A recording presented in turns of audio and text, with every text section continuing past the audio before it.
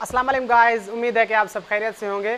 तो हमारे सेशन का जो सेकंड टॉपिक था वो क्लियर हो चुका अल्हम्दुलिल्लाह। अब हमारे सेशन का थर्ड टॉपिक है जो है रेशो एंड प्रोपोर्शन। ठीक है, आज हम पढ़ेंगे कि रेशो क्या होता है और प्रोपोर्शन क्या होता है।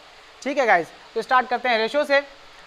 Comparison of two quantities of the same kind, दो क्वांटिटीज के बीच में कंपैरिजन, मगर क्या वो सेम काइंड की हों। ठीक है, अगर मीटर की हम अगर ऐसे दो क्वांटिटीज ले लेते हैं, for example 10 metre and 10 kilometre, तो इनके बीच में क्वांटिटीज में जो है ना कंपैरिजन नहीं होगा। अगर हम एक क्वांटिटी मीटर में ले रहे हैं तो दूसरी क्वांटिटी को भी मीटर में लेना होगा। अगर एक क्वांटिटी को लीटर में ले रहे हैं तो दूसरी क्वांटिटी को भी लीटर में लेना होगा। इसलिए आज से ये कह रहा है comparison of two quantities of the same kind. एक तो ये हो गया, और दूसरी बात, अगर हम यूँ कहें कि 5 बैट्स हैं, ठीक है, उसको 10 बाल से कंपैरिजन कर रहे हैं, तो इस तरीके से भी नहीं होगा। अगर बैट हमारे यहाँ थिंग्स हैं कुछ ना कुछ, तो उसका कंपैरिजन बैट्स के साथ होगा, बॉल्स के साथ नहीं होगा। ठीक है गाइज, तो same kind is known as the ratio. उनके बीच में कंपैरिजन करना, जो सेम क्वांटिटीज हो सेम काइंड की। एग्जांपल ले लेते हैं हम कि जो है ना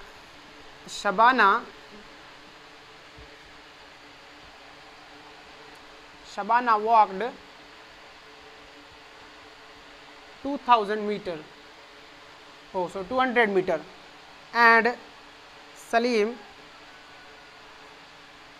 वॉक्ड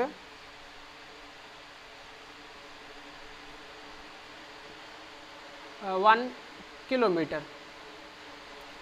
अब बेसिकली यहाँ देखें कि क्या इनके बीच में कंपैरिजन हो सकता है या नहीं हो सकता, क्योंकि अब शबाना जो है वो वॉक कर रही है 200 मीटर, ठीक है, और हमारा सलीम जो है वो वॉक कर रहा है 1 किलोमीटर। तो हम ये देखेंगे कि इनके जो हमारे यहाँ क्वांटिटीज़ दिए हुए हैं, क्या वो उनका किस्म सेम है या नहीं है। ये देखें, वो मीटर्स में है एंड ये किलोमीटर्स में है। तो इनके अंदर अगर इसी कंडीशन में हो तो हम ये नहीं लिख सकते कि 200:1, हम इस तरीके से इसको रिप्रेजेंट नहीं कर सकते। ठीक है, वैसे किलोमीटर को चेंज करेंगे जो आगे हम पढ़ते हैं, लेकिन इस तरीके से अगर इसको हम रिप्रेजेंट करें तो ये मेथड गलत कहलाता है, क्योंकि उनकी जो किस्म है वो मीटर में है, वो किलोमीटर में है, तो उनकी काइंड जो है वो सेम नहीं है गाइज। तो हम फर्स्ट ऑफ ऑल अभी देखेंगे कि रेशो को शो कैसे करते हैं, जैसे कि पहले मुझे यही बताना चाहिए था। ठीक है गाइज, सेम क्वान्टिटीज़ के बीच में हो रेशो को हम, ये जो 2 डॉट्स होते हैं, अगर 2:1 है तो उसको हम इस तरीके से भी लिख सकते हैं। ठीक है, और इसको फ्रैक्शन में भी लिखते हैं, क्योंकि रेशो खुद एक सिंपल फ्रैक्शन होता है, कॉमन फ्रैक्शन होता है, तो इसको हम यूँ भी लिख सकते हैं 1/2। इसको नहीं लिख सकते, 1/2 है तो इसको हम लिख सकते हैं 1/2। ठीक है गाइस, क्योंकि ये जो है हमारी जो ये सिंबल है, 2 डॉट्स दिए हुए हैं, इसका मतलब डिवीजन भी होता है। ठीक है, ये इसको हम इस तरीके से भी लिख सकते हैं, ये फ्रैक्शन की सिंबल भी यही मानी जाती है। तो रेशो को इस तरीके भी लिखा जाता है और इस तरह से भी लिखा जाता है बेसिकली। अब ये देखना है कि रेशो होता कैसे है। जैसे कि मैंने पहले आपको एग्जांपल दिया कि वो सेम क्वांटिटीज़ में होता है, सेम काइंड की क्वांटिटीज़ हो, ठीक है, उनके अंदर रेशो होता है। फॉर एग्जांपल अगर मैं ले लूँ कि आई हैव 10 रुपी, ठीक है, एंड सलमा हैज़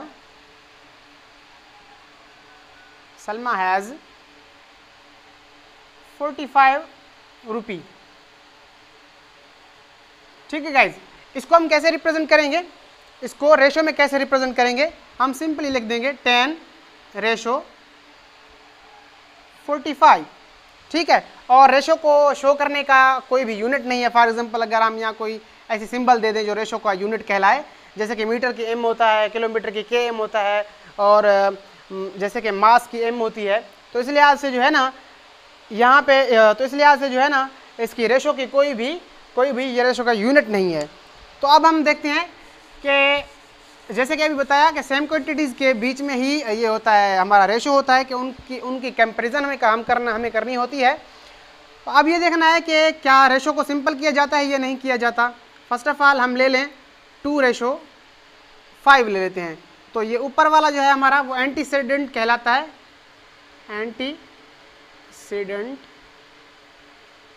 एंड ये जो हमारा न्यूमरेटर है, डिनोमिनेटर है, ये कहलाता है हमारा कॉन्सिक्वेंट,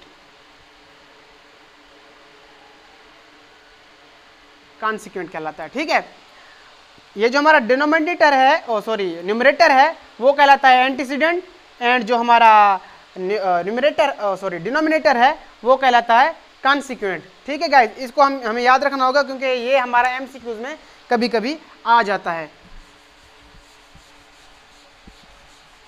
तो अब हम देखते हैं कि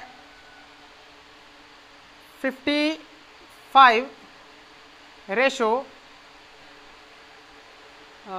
30 है।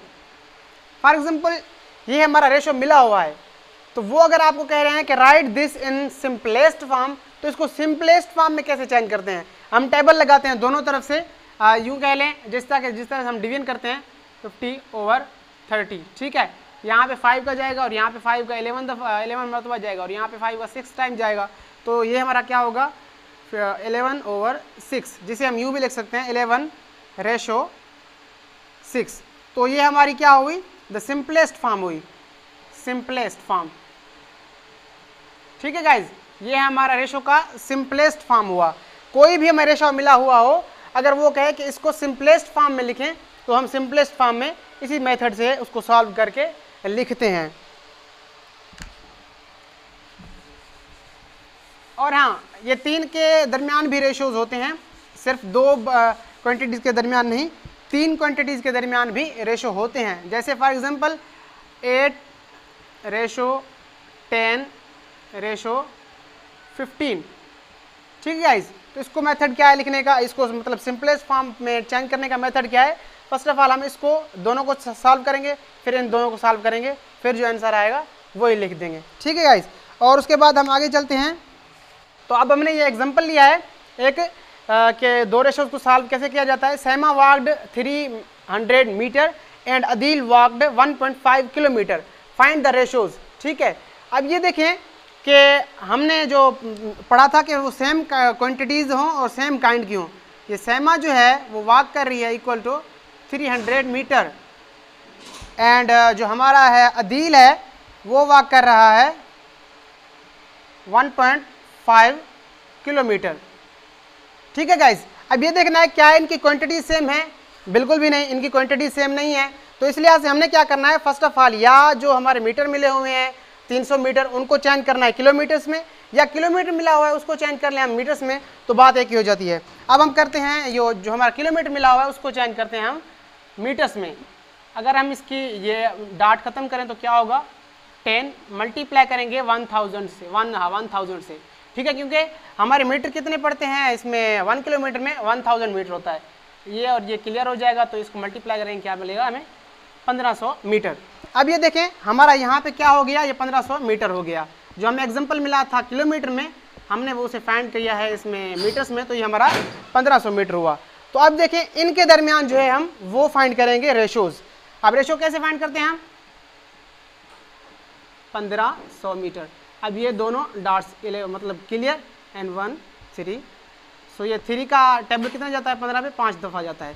तो इनका क्या हुआ, अदील एंड साइमा का रेशो क्या होगा 1:5। सो ये हमें रेशो मिल गया। तो अब है यहाँ पे प्रोपोर्शन हमारा। तो बेसिकली प्रोपोर्शन क्या होता है, an equality of 2 ratios constitutes a proportion. मतलब 2 रेशोज एक दूसरे के जब इक्वल हों तो उसको हम प्रोपोर्शन से जो है ना रिप्रेजेंट करते हैं। प्रोपोर्शन बेसिकली इस सिंबल से रिप्रेजेंट किया जाता है, या उसे हम इक्वल भी कह सकते हैं। मतलब अगर 2 रेशोज आपस में इक्वल हैं तो उसे हम प्रोपोर्शन का नाम देते हैं। फॉर एग्जांपल अगर मैं यहाँ पे ले लूँ 2:4 प्रोपोर्शन 6:12, तो क्या मैं इनको इक्वल कहूँ? ये गलत हो सकता है, ये सही है, क्योंकि ये तो हम साबित करेंगे सॉल्विंग के बाद। अगर हम इसे सॉल्व करें फॉर एग्जांपल, तो इस पे 2 का टेबल 1 टाइम्स, एंड इस पे 2 का टेबल कितने टाइम 2 टाइम्स। तो एंड अब यहाँ पे देखें इसका 6 का टेबल 1 टाइम और 12 पे, तो 12 पे कितने टाइम 2 टाइम्स।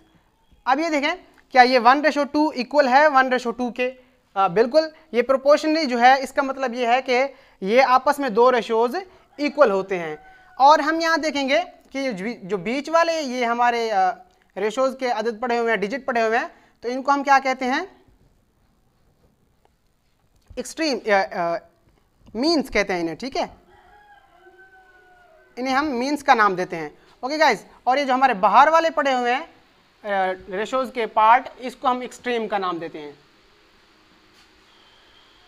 एक्सट्रीम्स, ठीक है guys. Basically the product of extremes and the product of means is called proportion. अगर वो इक्वल हैं एक दूसरे के, product of means and is equal two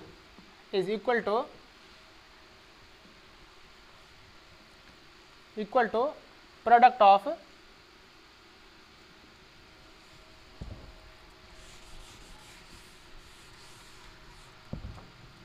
of means और ऑफ एक्सट्रीम।